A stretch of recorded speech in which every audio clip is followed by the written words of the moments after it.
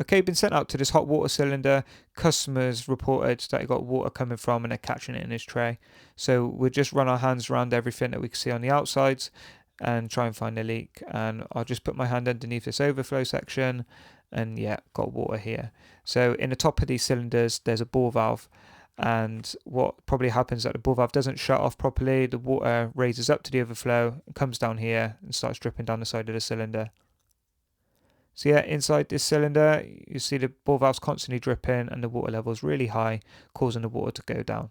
So we need to shut this baby off. So we just trace the pipe down to what we find actually a stop tap, where this is a lever valve. So we'll just shut the water off here, nice and easy.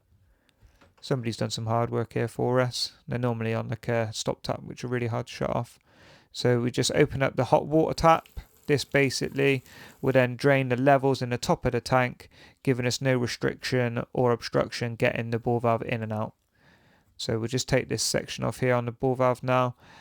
And look, some chimps decided to use the PTFE trick. I never get lucky with this, but a fibre washer needs to be in place of this PTFE. So we'll just clean them off here now and put a new fibre washer back on ready for the ball valve. So here we're fitting a Dudley HydroFlow.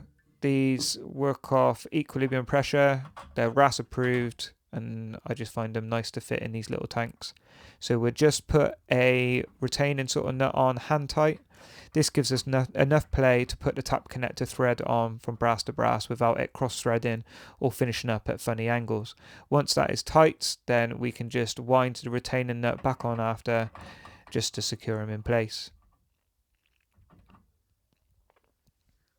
Okay, with that all done, time to turn the water back on. Simply just lift the lever valve up and we'll just visually inspect for leaks to start with.